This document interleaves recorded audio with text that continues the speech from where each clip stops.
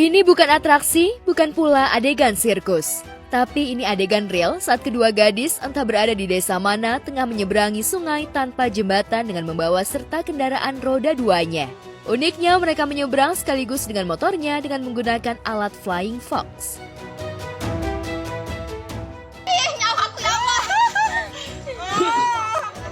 Pejuang Noah. Jangan kok kayak gitu. Helmnya nyangkut, buka dulu helmmu. Ya. Di dalam Gak usah loh, Dek. bikin di depan itu. Pas jatuh, tercemplung nanti helm tuh. Udah. Bismillahirrahmanirrahim. Oh my gosh. Ayo guys, ada guys. Pejuang Noah, guys. Pejuang Noah hebat.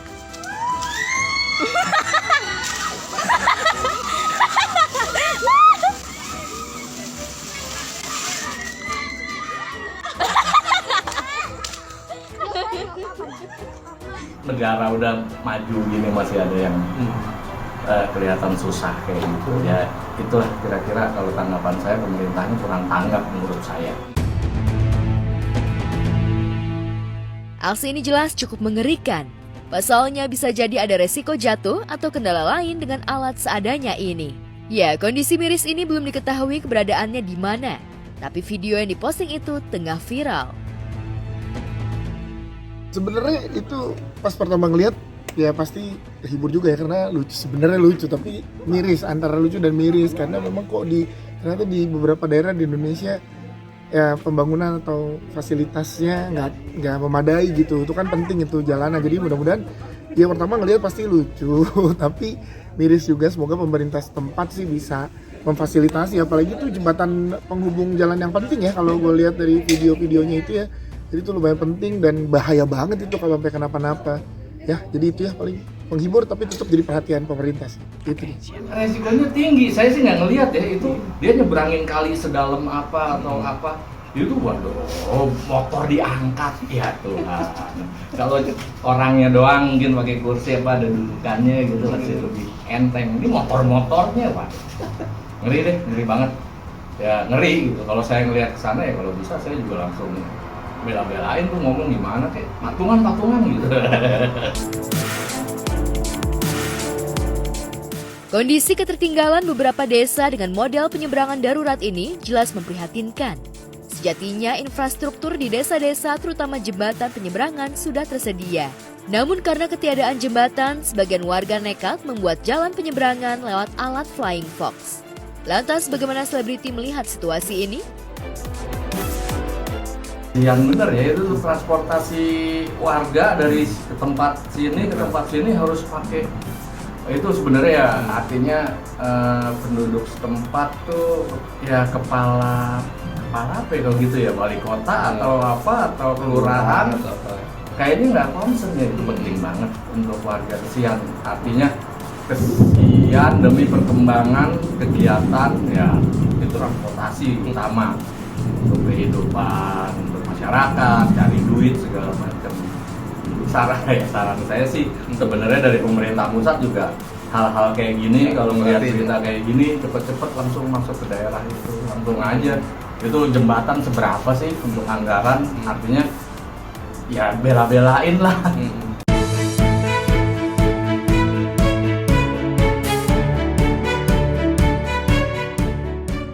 Sementara itu di Maluku ada kisah unik dari gen asli keturunan Maluku.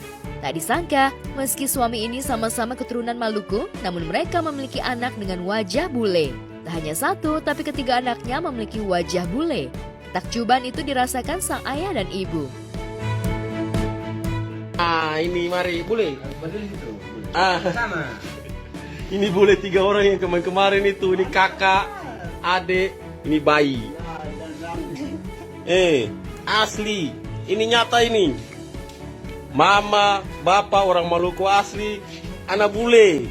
Memang Atau mungkin orang tuanya mesti kayak nenek kakeknya ada yang bule juga kah gitu kan, gak tau kan ada juga gitu kan anaknya katanya mungkin orang Indonesia banget, gen Maluku gitu kan, terus habis itu baru turun lagi ke anaknya karena mungkin neneknya tuh dari negara mana gitu mungkin kali ya, bisa jadi gitu sih. Dalam serentak, warganet pun melihat dari keajaiban genetika ini. Lantas, bagaimana reaksi selebriti melihat fenomena unik? Di mana ayah dan ibunya lahir dan besar di Maluku, sementara putra-putrinya memiliki penampakan wajah bule. Sejujurnya kaget dan amazed banget gitu, memang keajaiban dunia. Dan memang gimana ya, kalau udah Tuhan yang buat kayak gitu emang gak ada yang bisa rubah gitu. Kalau memang jalannya kayak gitu ya jalannya akan kayak gitu. Motivasi juga buat aku, maksudnya kayak segala sesuatunya memang udah diatur sama Allah Subhanahu Wa Taala gitu, maksudnya sama Tuhan yang ada gitu. Buat aku pribadi, aku semakin belajar, jadi apa-apanya ya serahkan aja ke Tuhan, karena semuanya memang sudah diatur. Contohnya kayak itu gitu, ngeliatnya sebenarnya lucu, cuman ya mungkin memang jalannya seperti itu kali ya. Kaget juga, amazed juga, cuman semoga anaknya semua sehat-sehat dan orang tuanya juga sehat. Aku baru pertama kali denger sih, jujur lucu sih sebenarnya, cuman jadi agak aneh juga karena agak nggak masuk di akal gitu loh, kok bisa gitu kan. Orang tuanya orang Maluku ya, Maluku, terus anaknya bule-bule gitu semuanya. Ya lucu aja sih mungkin gitu. Aku nggak pernah dengar hal-hal itu, aku baru tahu sekarang, baru dengar sekarang.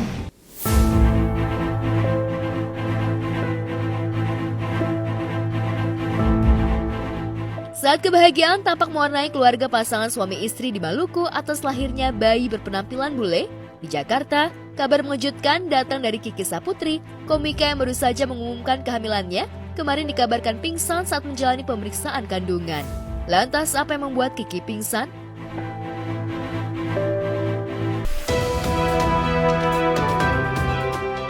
Ya, hingga kemarin Kiki memang mengaku kelelahan dan kabarnya mengalami gula rendah.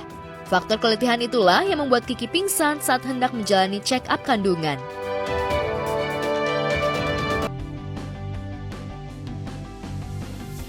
Ya, Kiki sendiri memang saat mengidamkan lahirnya seorang bayi dari pernikahannya dengan pengusaha Muhammad Hairi. Bahkan sejak mengetahui jika sang istri hamil, Muhammad Hairi kabarnya lebih protektif menjaga Kiki. Lantas benarkah setelah kejadian sang istri pingsan, Hairi akan membatasi sang istri untuk mengisi acara? Sebenarnya dari sebelum hamil, jadi after nikah tuh aku udah kurang-kurangin pekerjaan. Sebenarnya cuma kalau bisa 1 hari bisa 4 tempat gitu. Kalau pas sebelum hamil tuh udah cari 2 tempat, paling maksimal 3 lah kalau emang pepet banget, duitnya banyak ya, kayak lumayan nih. Tapi gue di pas hamil nih Udah mulai kurangin kegiatan. ya udah mulai mantau sih, kayak duh udah deh ini nggak usah deh yang ini. Kecapean juga kan, masih harus juga. Usianya udah berapa bulan? Masuk 7 minggu kata dokter. Dan kalau rujak sebenarnya rujak, jadi belum ngidam yang gimana banget. Cuma beberapa makanan kayak kalau dulu kan apa aja kita makan ya, kalau satu kayak lebih nggak mau gitu. Terus bahkan misalnya kayak hal yang dulu aku nggak terlalu suka, sekarang jadi suka. Turun dikit. Ya kalau enggak, kalau kemarin bawa rujak, bawa sekarang bawa. Itu bukan ya?